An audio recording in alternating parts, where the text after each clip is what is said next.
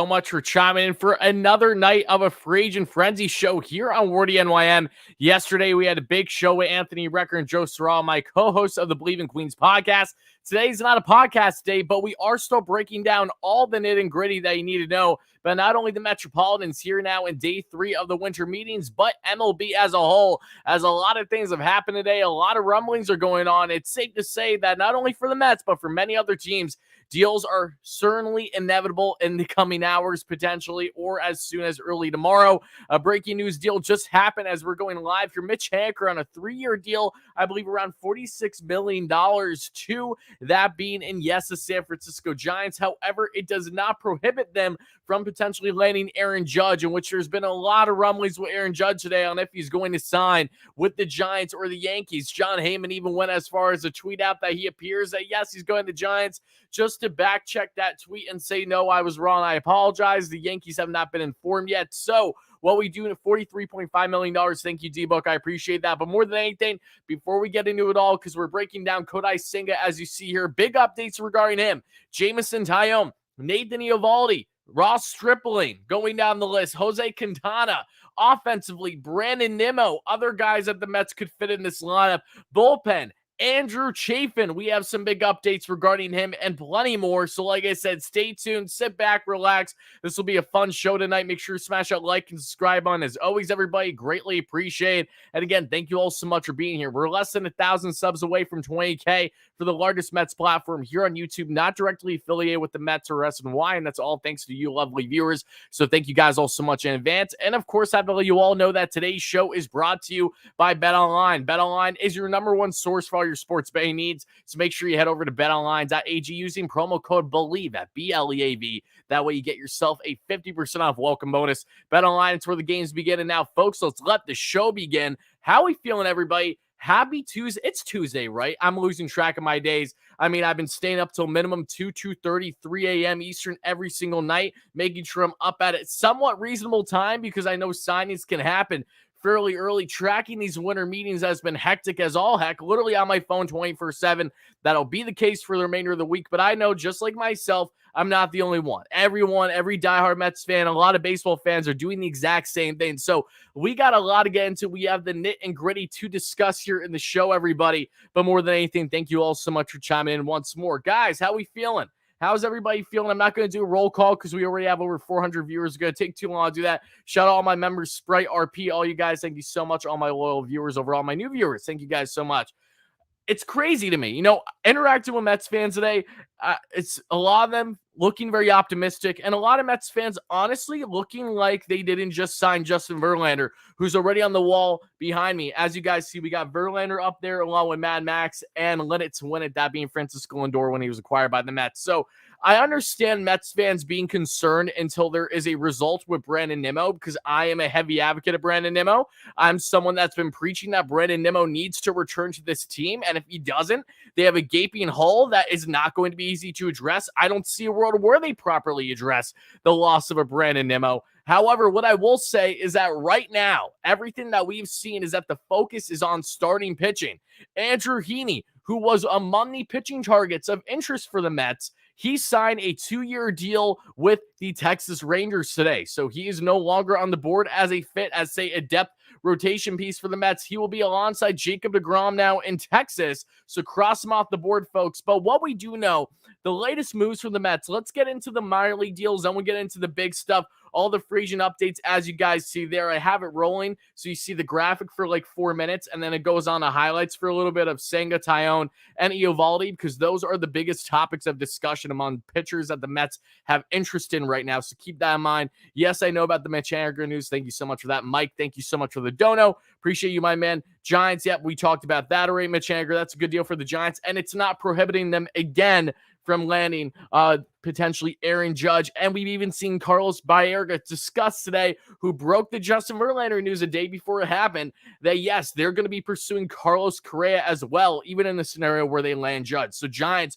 really trying to give the Padres and the Dodgers a run for their money in that crazy NL West as is. You got to be praying for the Diamondbacks and the Rockies at this point, right? But let's get into this one, guys. Small moves. Guys that we really haven't discussed much. one player that I have not had the chance to discuss at all because too much stuff has been happening with the Mets and it hasn't warranted a singular discussion. That is Jimmy Yacobonis. I'm going to be very brief. He's a veteran right-hander signed by the Mets over this past week. He's a guy that when you look at his overall numbers, not good numbers at all. He's a veteran that's coming in. He has familiarity with Buck Showalter during their time in Baltimore, but Yacobonis has some of the most movement on his slider in all baseball. He's in the 90th plus percentile in that range with, I think it's either is a horizontal or vertical break, one of the two. But there's a lot of movement, and the Mets already did a similar signing like that actually when they acquired Jeff Brigham, the right-hander, in the trade with the Marlins. So the Mets are clearly prioritizing guys that, again, on the low end to be minor league / MLB depth for their bullpen, but do have some nasty stuff in their arsenal. It's just about getting them right with their walk rate and, of course, not giving up the home run ball. So Yacobonis, don't need to really harp on too much there. Just want to put you guys on in case you're unaware of who he is. He's someone that will, of course, compete for the Mets bullpen out of spring training. And if he doesn't make the team, then he will, of course, start the year in Syracuse because he's on a minor league deal. But yeah, we did discuss the pass and bomb already. We're going to get a Senga. We're going to get to Taillon. Those are the bulk of discussion for tonight, folks. Also apologize for not wearing my hat. Have it beside me. I've had a killer headache all day. And when you wear the hat, my head is a freaking bowling ball to begin with. I do not feel like wearing something that's going to make my head even tighter. But no less, putting that aside, now let's get into the signings the Mets did today. They brought back Tommy Hunter, who had a very solid year for the Mets last year, injuries aside, out of the bullpen. Actually surprised me how consistent Tommy Hunter was able to be.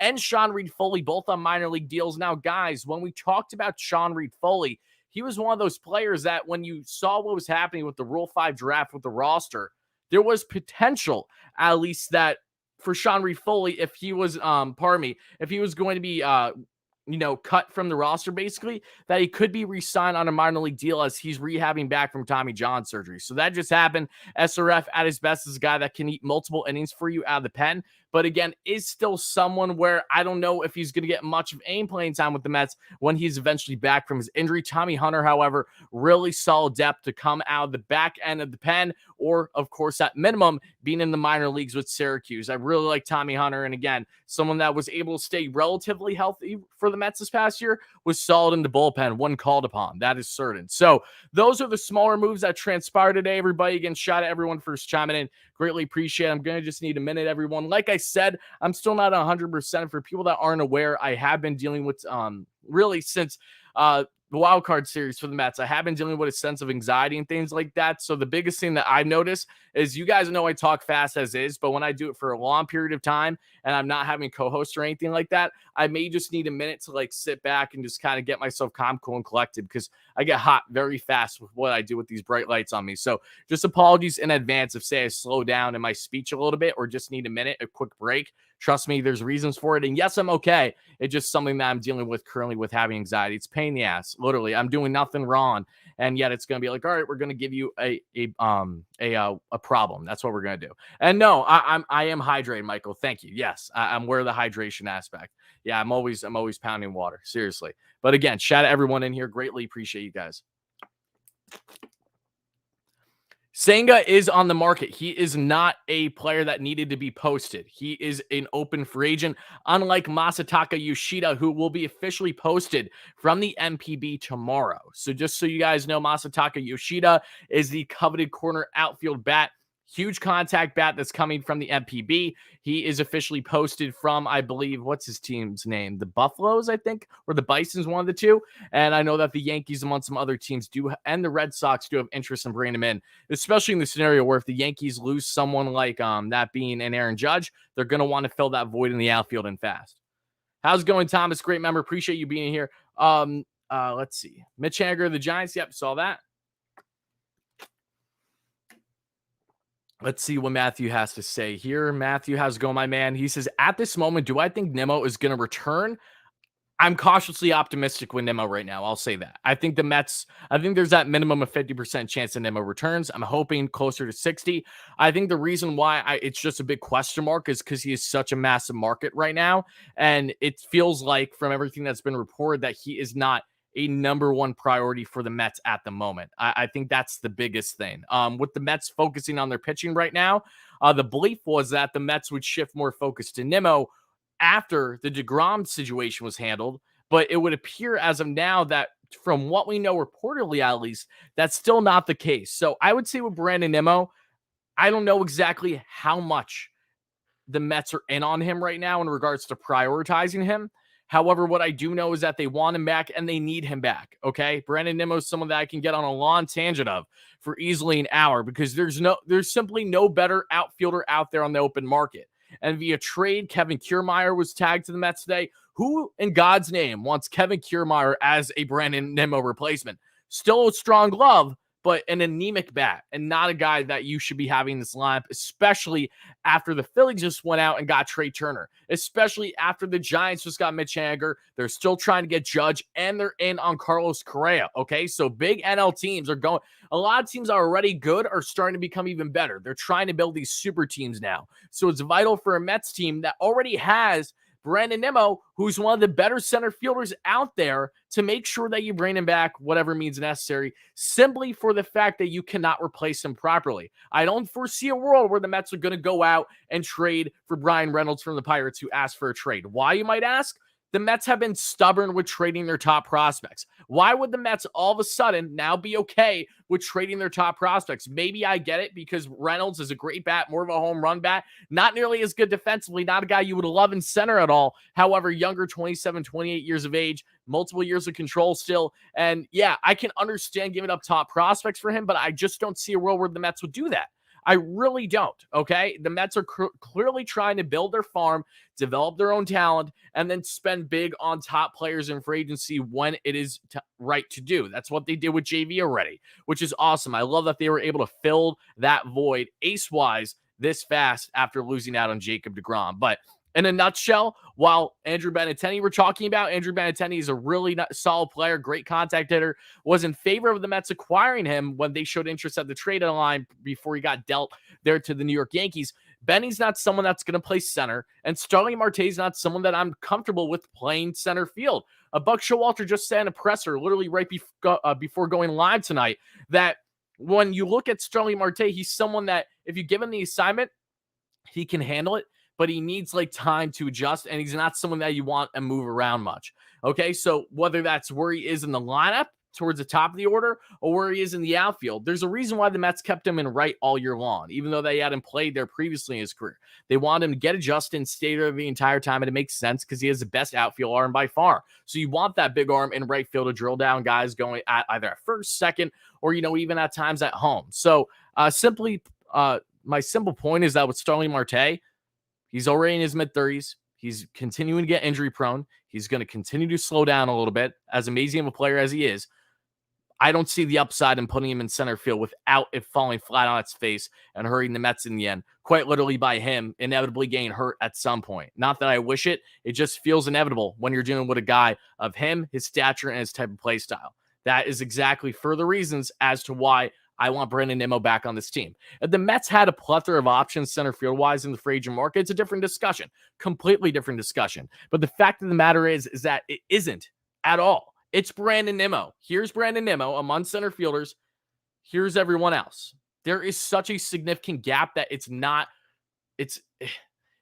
I just don't understand how the Mets could realistically part ways with Brandon Nimmo, one, be comfortable with it, and two, properly address that. That is my 2 cents on the Brandon Nimmo front, something that we're going to be talking more extensively on for however long he's out there in the free agent market, which right now seems like he's still going to be out on the market for quite a bit. I don't think Nimmo's going to sign anytime soon. I think we're still probably a week away at minimum from Brandon Nimmo signing, but I could be wrong. How's it going, Mike? Great member of the channel. How's it going, Chris? Great support. Thomas, how you doing, brother? All you guys. Again, Matthew, thank you so much for the dono. I appreciate that a lot.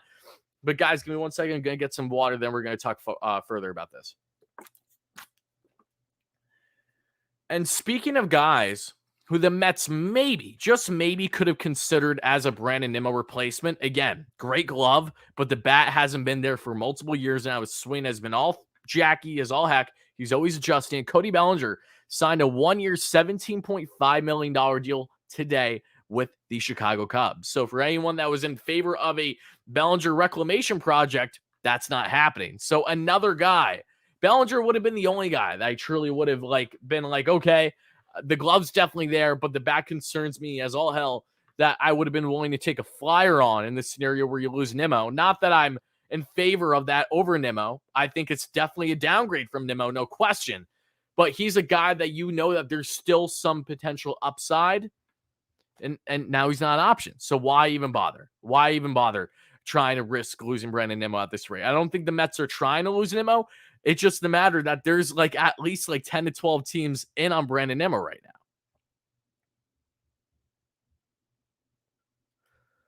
And speaking of the Mets and their position players, one thing that I would like to make note of, and I kind of addressed this already a little bit, so bear with me here.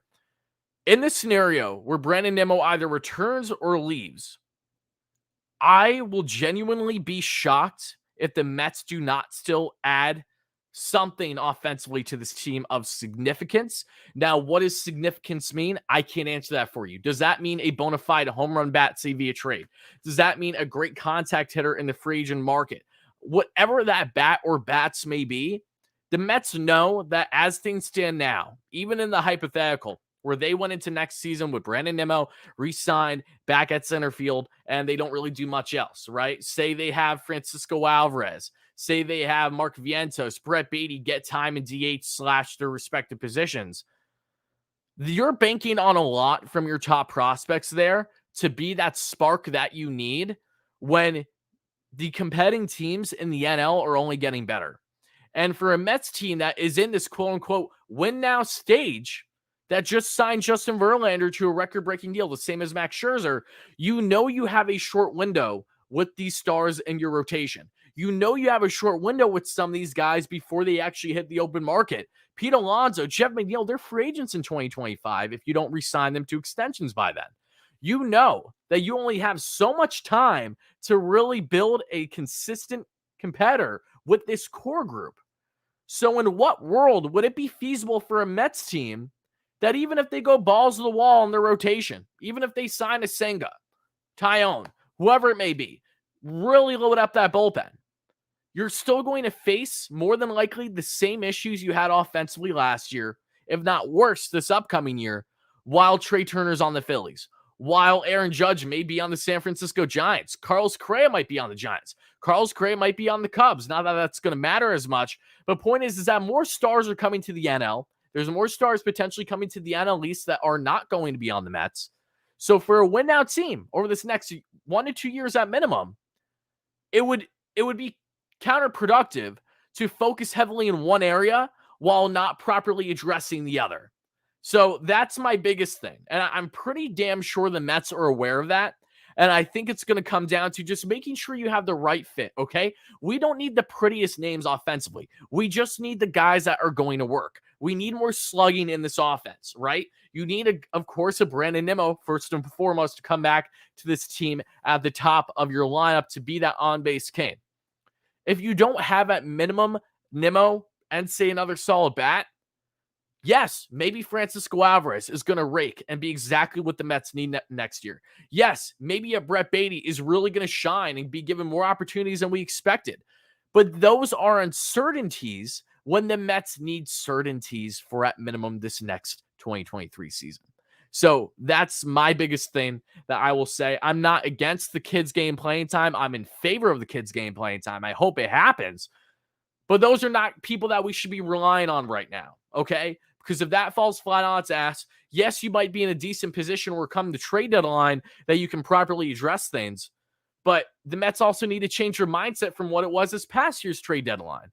You know, I understand Contreras wasn't available, too expensive. I understand JD Martinez wasn't available, too expensive. I understand Andrew Chafin. Apparently, the Mets actually did show interest in Andrew Chafin and tried trading for him. It just didn't happen. And he is someone, according to Andy Martino, that came out today on SNY's Hot Stove, is a name to seriously watch for the bullpen. I'm damn excited about that. If you guys haven't seen my Andrew Chafin video from 2 weeks ago, make sure to check it out. I feel it's inevitable that he lands in Queens, finally, after a 2-year span of crying the rooftops for this man.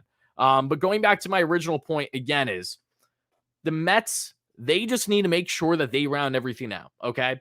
I'm not, as much as I would love a start rotation of bullpen, how much is that going to mean if your offense on a consistent level cannot compete with the Braves, with the Phillies, with the Dodgers, with the Padres, who are looking to make a big splash. Guys, the San Diego Padres offered Trey Turner $342 million. And the only reason why Trey didn't go to San Diego is because he clearly wanted to come back to the East Coast. I think Trey's wife or girlfriend's from New Jersey, so it makes even more sense. He reunites now with Bryce Harper there that we see in Philly. So if it wasn't for that personal preference, Trey Turner could be a San Diego Padre right now. The Padres are nuts. The Padres are going all in again, even when they have Fernando Tatis coming back midseason. Okay? So a lot of teams are getting better, and the Mets need to make sure that they, at minimum, stay afloat. I think if they go complacent and don't truly upgrade much from what they were last year, then I don't see a world where things get better unless they truly ride a high. Like what the Phillies did. You don't need to be first in the division. Make playoffs and see what happens from there. We learned that from the Phillies, but definitely things need to be had and some things need to change. But let me get to some donations, guys. Then I really want to get into the big stuff regarding Senga, Taillon, Evaldi, Stripling, Quintana, and everyone else. We got plenty more to get into. And again, appreciate everyone chiming in, guys. Continue smashing that like and subscribe on if you're just chiming in the show. Help us get to 200 likes for our first short-term goal here in the live show if we're not there already. To my roughly 800 viewers, we're trying to get to 300 plus likes, 300 to 400 by the end of the live show. Thank you all so much in advance. Timothy says we need a power bat. I don't disagree, but who? You know what I mean? Like, who is a power bat that's out there?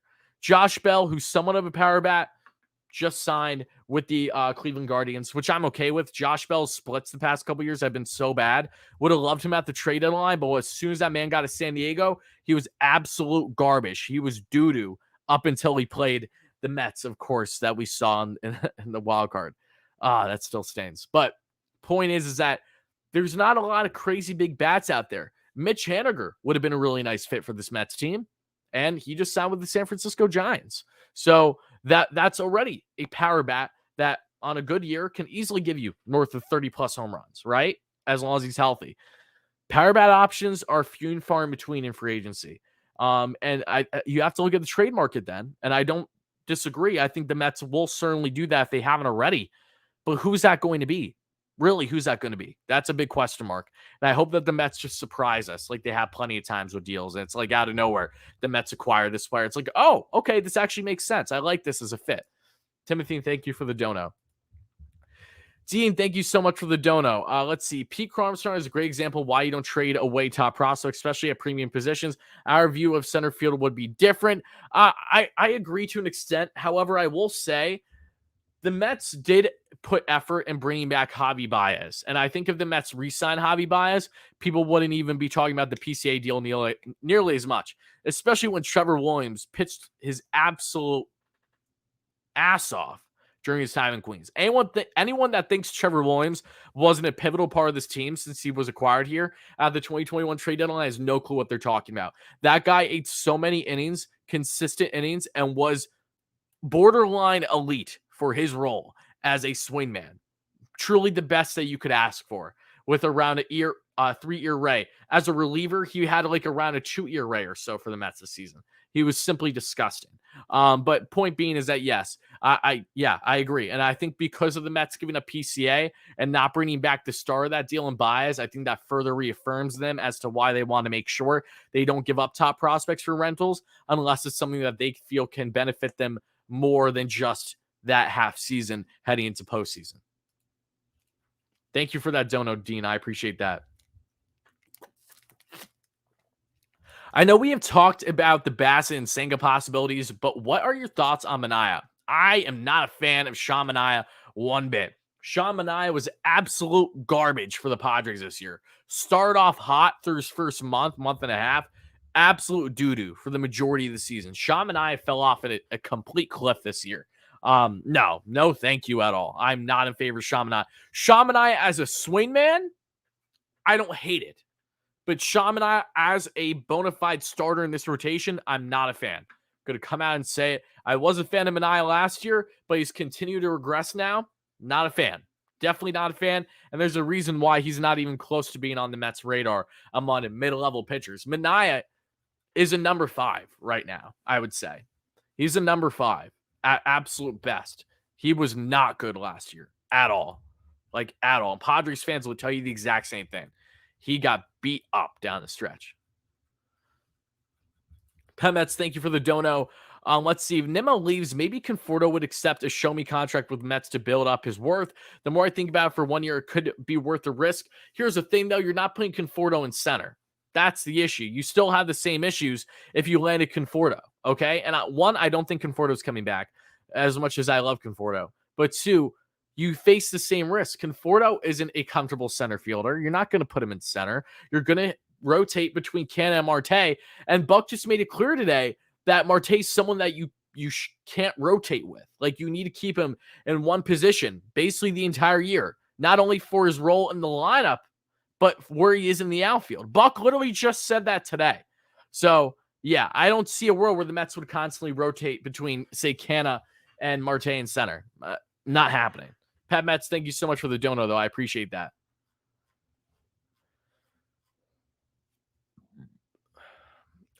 Hob, we did talk about Brian Reynolds in the show today. But guys, let's get into the pitching now, okay? Let's talk about the latest. What we have seen is that the Mets, their two top dogs, their two top free agent targets right now are Kodai Senga and Jameson Taillon. And I'm going to start with Jameson Taillon here for a minute for the fans that are really against Jameson Taillon. And don't get me wrong, I don't love Jameson Taillon. He's not someone that I view as a guy that's going to be anything better than a number 3, number 4 in a rotation. However, Jameson Taillon is getting so slept on when he is literally one of the most elite pitchers in baseball when it comes to controlling the zone. And I think that's a big factor as to why the Mets are so enamored with him right now. The Mets pushed hard to sign Taillon before Justin Verlander last week. That fell through because Taillon has a massive market right now. And you're wondering, why does Taillon have a massive market? Yes, he had a lot of wins this past year for the Yankees, but around a 4-year rate. It's because he still feels like he has untapped potential. He's a 5 to 6 pitch arsenal, commands his zone greatly, is literally one of the best pitchers in baseball with walks per 9. And when you think about Chris Bassett and Taijuan Walker, what are two major flaws that those starters had for the Mets this past year? Let's talk especially in the scenario where neither of them, or at minimum one of them, doesn't return, right? It was their walk rate. Chris Bassett, when he wasn't shoving, he was a walks galore. Taijuan Walker, even when he was shoving, still gave up a decent amount of walks. Like, night and day difference between themselves and Taillon. And I think between that, the fact that, again, the Mets, you look at Taillon, he has a 5-6 pitch arsenal. I think they're really in love with him at his age, only, I think, 30, 31 tops. I think they really, really like Jameson Taillon. And all the reports indicate that the Mets are in deepest talks with Taillon more than any other pitcher, player right now in the free agent market. Now, whether or not that's going to stand or continue, that is yet to be seen. But the fact that the Mets pushed so hard to try to get Taillon just last week, it fell through, and they've already re-engaged. He already had another meeting with his agent last night. They're in deeper talks again today. Tells you that the Mets are more than likely going to sign another pitcher in the next 24 to 48 hours. It's just a matter of time. But talking about Kodai Senga, because I love Kodai Senga. I know there's a lot of fans that really want Kodai Senga. They're like, okay, if you're going to land another pitcher, it's got to be Kodai Senga. And for me, I tend to agree. He's my favorite on the list. And again, I could come out looking like a fool, just like many other fans, because as awesome as Kodai Senga is, with a fastball touching a hundo on the gun, sitting comfortably in the mid-90s, mid to high 90s, nasty fork ghost ball, which is just a ridiculous splitty, and also having a nasty wipeout slider, you look at all these things that the Mets have going right now when evaluating Kodai Senga. Yes, you take that risk if you do not sign him and he goes out on a 5-6 year deal somewhere and he becomes the next best thing in baseball. You also take that risk if you sign him to a big deal and he does not pan out at the MLB level. Either way, you're going to face risks with Kodai Senga. You're going to face risks with quite literally all pitchers for the most part that you show interest in, because no one is a sure guarantee on consistent stuff year after year that's available in the free agent market among pitchers right now. JV was the most consistent. That's why the Mets signed him. Carlos Rodon, love him, but he doesn't have a consistent track record. You look at Taillon. You look at Ross Stripling, guys that have been good, but especially for Stripling, hasn't eaten too much innings in his career, so there's concerns there as well. Nathan Eovaldi, who's a very interesting pitcher that we'll get to shortly, could be a fit for the Mets. But Kodai Senga is someone that the Mets go out and get, he has truly such high potential that you can understand more as to why the Mets would go all in on him for upwards of a 5-6 year deal in hopes of that even being a bargain in the end for a guy that's in his late 20s right now. About to be 30. He's 28, 29 years of age, I Bleav. But Senga is a huge guy to keep an eye on. Now, according to Andy Martino, that we did see earlier today, it did say that the Mets are still in on Kodai Senga, but feel that his market might be getting too expensive. That's actually misworded a little bit because I watched a segment they had on SNY today, and he just said personally that, his market is fairly expensive right now. I don't know how much. I don't think the price point is going to push the Mets away nearly as much as I think the years will. Senga has already been reported through his agent that he's been offered multiple contracts around 5 and even 6 years, and he's weighing those options currently. He visited 6 teams, including the New York Mets, visiting all these cities for the first time and making his debut in North America because he's never been to the States before coming from the MPB. And he really wanted to gauge what it was like to be in each of these markets, including New York, with his time with the Mets. Billy Epler is enamored with Kodai Senga. He's scouted him for quite some time from everything that I've heard within the industry at least. And Senga, again, is someone where if you bring him in as your number 3 potentially, with JV, Scherzer, and Senga, if Senga pitches to his potential, holy smokes, do the Mets have something there? So while if you're asking for my personal gut feeling, I think the Mets are going to land Jameson Taillon, just because I know that they love him. It seems like they really, really like him. And I know that they like Kodai Senga too. I would say the most likely pitcher at this point to be signed is Jameson Taillon, and right behind him is Kodai Senga. But either way, I will not be upset whatsoever with whatever the Mets do. Between those two, I see a lot of upside with Taillon, and I see a lot of upside with Senga. When it comes to pure stuff, I'm more excited and interested in Senga. I think that also goes in hand with the fact that literally he hasn't made his MLB debut yet. So there's a lot of uncertainty. When you have uncertainty, yes, you have your concerns, but you also have your cautious optimism. Holy shit, Taijuan Walker signing with the Philadelphia Phillies. Oh my God. Breaking news, everybody. Taijuan Walker is signing with the Philadelphia Phillies.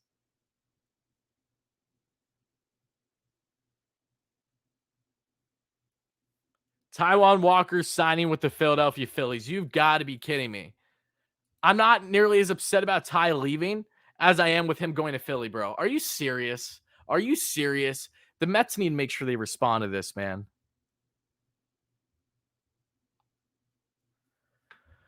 Bro, oh my God. Sorry, guys. I know we have more to get into in the show, but Taijuan Walker is now a Philadelphia Philly, and I'm pissed off.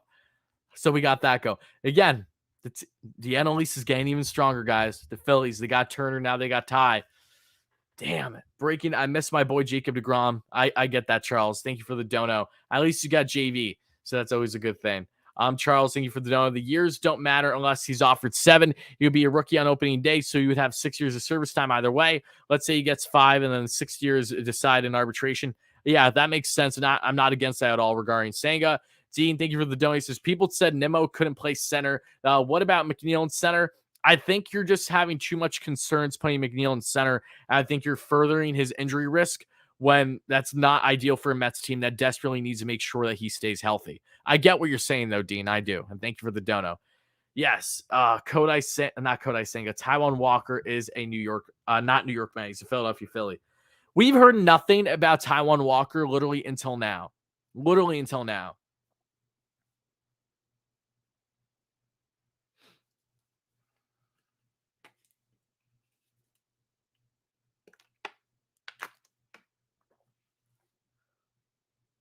All we can hope for truly is that Taijuan gets beat up in that batter's box in Philly. Hopefully, the Mets can do what other teams have done to Taijuan when he's given up those hangers. The biggest thing with Ty is 1 is walk rate and 2 the home run ball. So I love Ty. Wish him all the best. Love Ty tacos. I'm really not even upset about him leaving as I just am about the fact that he's going to Philly. Because naturally, as a fan, that means I can't root for him as much.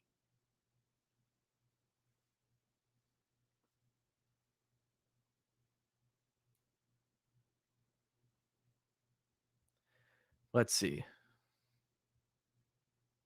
But yeah, breaking news, guys. Taijuan Walker has officially signed with the Philadelphia Phillies, just like we all expected. Just like we all expected. It's a 4-year deal with the Phillies. Yeah, makes sense. I didn't see the Mets going past a 3-year deal at absolute most for Ty. I wonder what the AAV is. So let's wait to find that out. Red Sox are interested in Seth Lugo. Yes, I did know that. Yeah, they've been in on him for like around a month now, at least. 4-year deal for Ty. Yeah, I'm comfortable not doing that. I get that.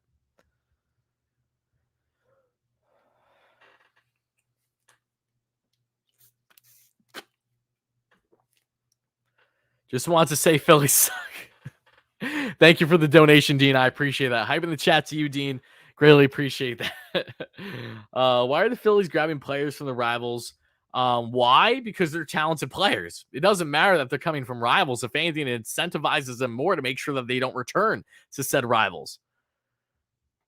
Okay. When we find out the AAV of Taijuan Walker's contract, guys, please let me know. Greatly appreciate it. Because if you guys might catch it before I do. He was a fun Met. Yeah, no, I thoroughly enjoyed Taijuan's time. That's for sure.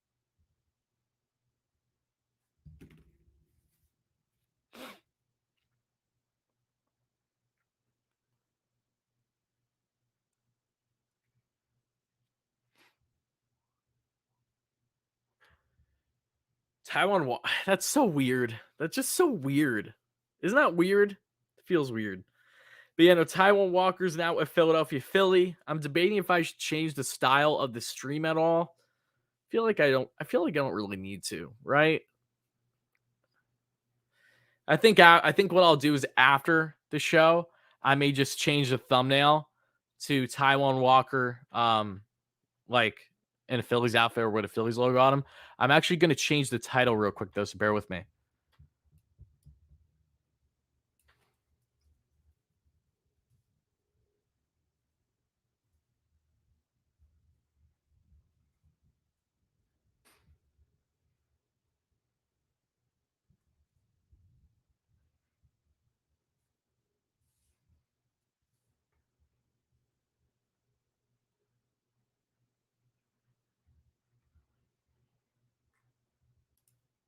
$71 million?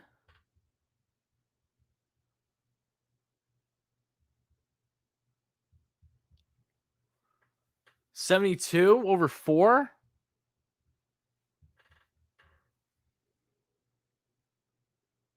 Okay, so he's making roughly $18 million a year. Ed, thank you so much for the dono. We are in a win now, and we have a budget. Stupid fans say Cohen's cheap, but if we don't get a bat or a solid 3, we aren't a top team. What's the point? The Mets are. Let me put it this way: we have to wait and see what the remainder of the offseason holds. Okay. I think the Mets are going to get a solid number 3, and I think one of Taillon and Senga definitely fits that bill. And also bat wise, we'll see what they do there. Hopefully, they bring back Brandon Nimmo and add at minimum one more thing. But thank you for the dono. I mean, 71 over 4. Yeah, I mean, Carlos Rodon is going to get a bag. Carlos Rodon, he's going to get at minimum 30 a year, man. At minimum. Ghostway, I'll get to your dono, brother. Thank you so much. Out of all the teams, Philly, exactly. Thank you so much for that dono, brother. I appreciate it. But yeah, breaking news, guys. Taijuan Walker has signed with the Philadelphia Phillies, just like we all anticipated. So that's weird. But yeah, I'm not bothered at all. Yeah, Ty gets the bag. So happy for him. I'm sure he'll do Thai tacos there in Philly. I'm closer to Philly than I am Queens, so when I go to Philly, I'll definitely talk to Ty if I can in the bullpen when he does warm-ups. Yeah, 4 years, 72. Nah. Yeah, nah, I'm okay. I'm okay with the Mets not doing that. No, thank you.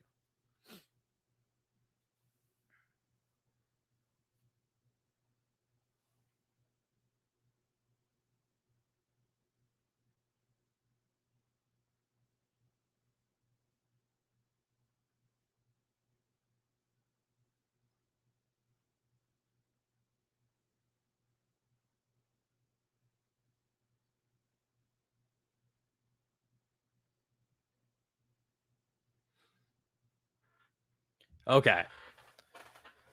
Let's see here, guys. Bear with me. We're just talking about the Taijuan Walker news that just broke. Again, signs a $71 million deal over 4 years. right around 18 mil per. Yeah, I'm cool. I'm cool. You know, it was funny because when we talked, the only thing I will say is that the Mets should have gave Taijuan maybe the QO, but apparently the biggest reason why the Mets didn't bother to give Taijuan Walker the qualifying offer is because that they were concerned that he would even accept it, because that's right.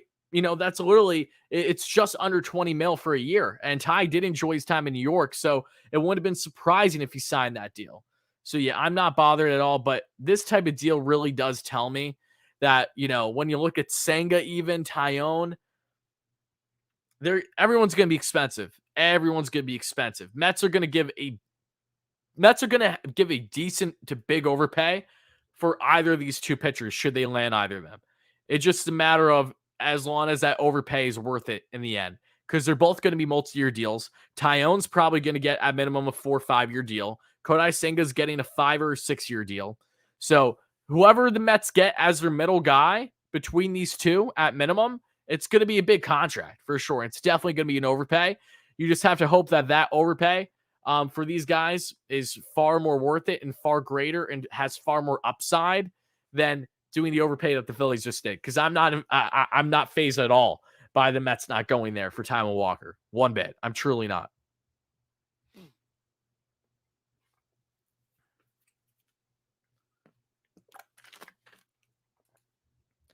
If I could sign someone right now, who would I pick? Staying in route with what I think the Mets are going to do, I would get Senga. I really would. And it's not even the fact that I'm against Taillon, because I will be in favor if the Mets do sign Taillon. I think there's a lot of upside. I'm personally just in love with Senga. So that's just a personal preference. I've had Senga high on my list since I first started learning about him. Before the offseason began. So I'm very high on Senga. Bigger than others, I'm sure. But that's why. Those are all factors. I just think Senga's potential. I think Senga has borderline ace level potential if he's untapped and actually performs the way that we hope he will at the MLB level. And I think that's big, especially if you sign him to a 5-6 year deal. You know, JV and Max are going to be gone a couple years from now. So maybe Senga by then will be your number 2 once they're gone at minimum. Maybe there's a world where he'll be your ace. Like, we don't know. But I just really, really like Senga. He's my guy.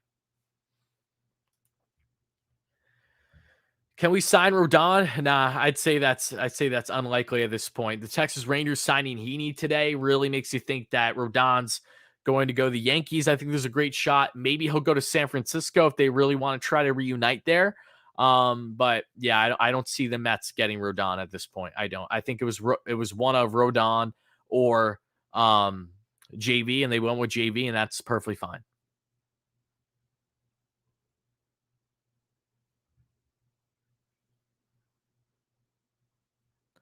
And I think another thing too for Taijuan, he just got the bag for someone who, I'm sorry, but I think there's a solid chance that they might get cooked. Not they. I think Taijuan really might get cooked playing in that batter's box for half the season. You know, he doesn't have the overwhelming stuff that we've seen to this point, like a Zach Wheeler has, like Aaron Nola, even and at his best, Ranger Suarez has, that really can go out there and dominate in Philly. He has a high fly rate with the home runs, high fly ball rate, I should say. I don't know. I don't think that park is going to benefit him. And I think the Phillies are not going to love that contract by the time it's over, assuming he actually plays all 4 years there. I don't think that's going to happen either. But yeah, just crazy. Again, I love Ty. Wish him the best. But I just hate the fact that he's going to a rival. That's all. You know, especially players that you love and appreciate as a fan of that said team that they were on. You don't want to face them, you know, because there's no ill will there. That's the thing. But again, now I got to root against the guy, and I hope the Mets absolutely kicks ass. Can I get Frank the Tank on the channel? Nah, I'm okay. Nope. I don't need to hear Frank yell at me when he's speaking gibberish and nonsense for like a solid 20 minutes. Wardy, aren't you concerned that our lineup is not even close to the Phillies, Braves, Padres, and Dodgers? No, I'm not concerned in that aspect because the Padres had a deeper run when their lineup was really flawed this past year. The Phillies had a deep run when they were flawed all year long. They just got hot right at the perfect time entering postseason. The Dodgers, literally like best offense in baseball, got cooked right away by that same type of hot Padres. So I don't think you need to have all-star at every position. I just think you need the right fit and you need the right balance. And I do think the Mets are going to make sure that they make the proper moves there. Right now just isn't the time. I just think next step for the Mets is they're going to land their mid-level starter, and then they'll go from there with the bullpen and with position players.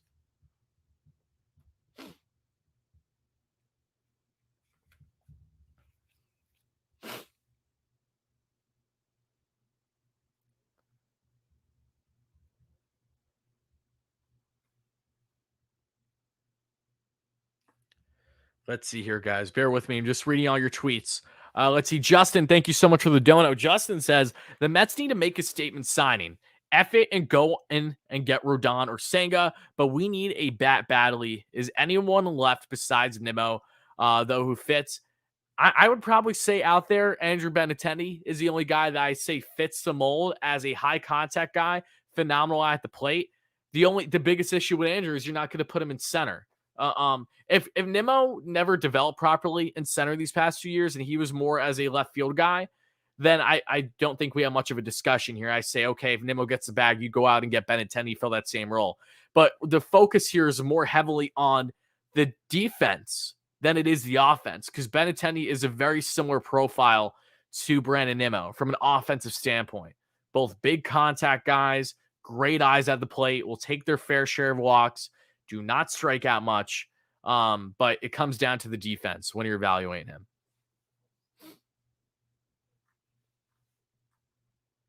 Justin, thank you for the dono. I appreciate that. Yep, saw that array. Look up, James. Thank you for the dono, brother. Appreciate that. Let's see. Do I think Rodon would take less money in 2023 each year? I don't think the Mets are getting Rodon. I think it's as simple as that. I think they've already got Rodon, wherever he lands, is going to be a close to it. He's either going to be the ace on a rotation or he's going to be number 2. If Rodon comes to the Mets right now, he's your number 3 starter. He's not coming to the Mets. If he does, I will be shocked at this point. I would love him. I don't see it happening. I think Rodon, if he goes to New York, he's going to the Bronx because I know they really like him and they could use another arm in their rotation for sure, along with Cole, who is a fraud.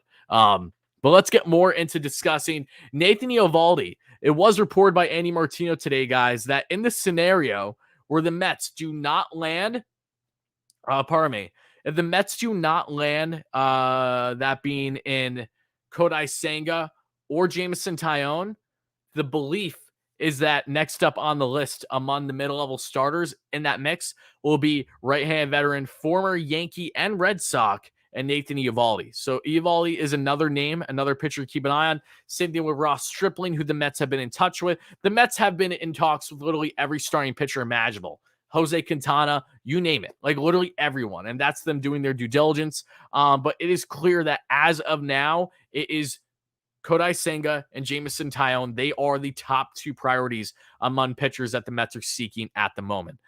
Beyond that, Bassett and Walker's future uncertain. That is correct. Bassett's market really hasn't moved much. The Mets are wondering why. I have a feeling he's going to just like how Taijuan just signed with the Phillies. I think that Bassett is going to surprisingly out of nowhere just announce that he signed a 3-4-year deal with the Dodgers, or that he signs a 4-year deal with the Baltimore Orioles. That is what I think is going to happen with Chris Bassett personally. I don't think he's going to return either. And I don't know how much that is personal interest versus the Mets' lack of going all in on them. But yeah, Taijuan Walker, 4 years, $72 million. No option years or opt-outs. Okay. Yeah, I'm cool with that. I'm not cool with him going to Philly, but I'm cool with the Mets not doing that deal. That's 100% certain.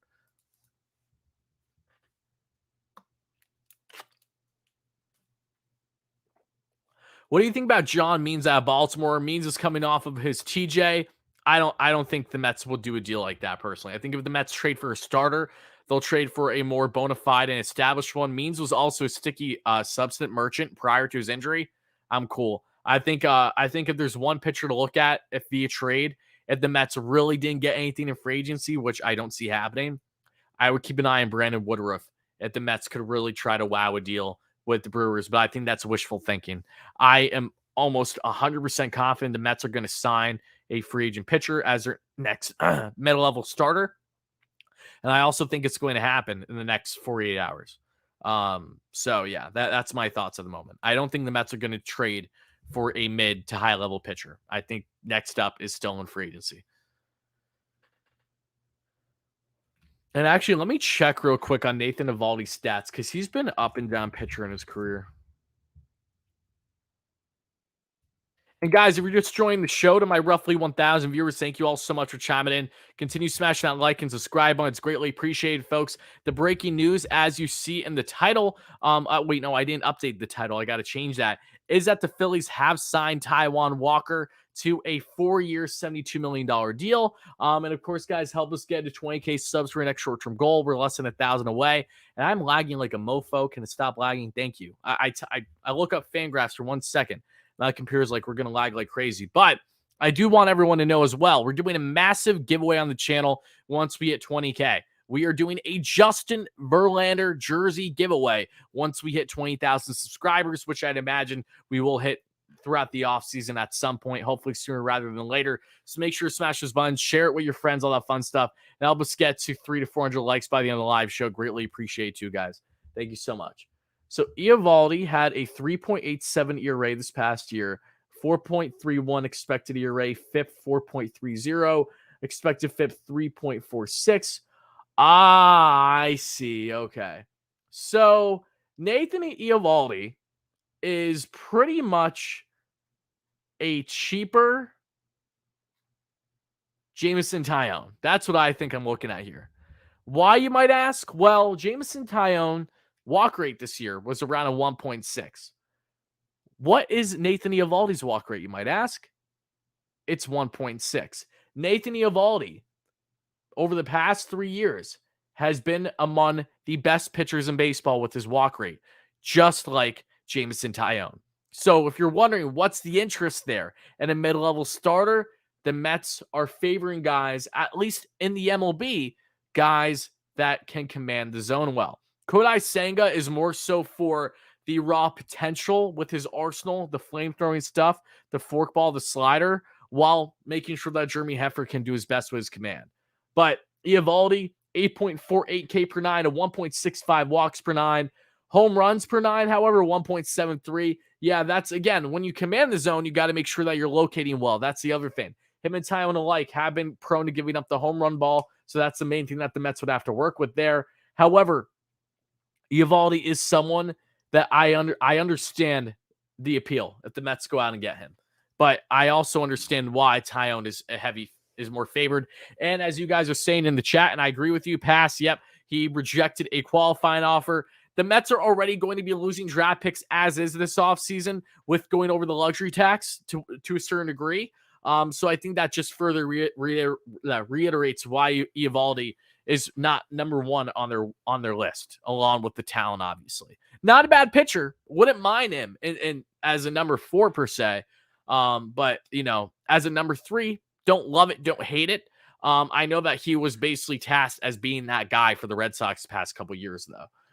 He's been with them for 4 years now. That's nuts. Yeah, Eovaldi isn't a bad pitcher, just not the number 1 target for the Mets right now. He's the scenario where they don't land Taillon or Senga, and hopefully that isn't a scenario that happens.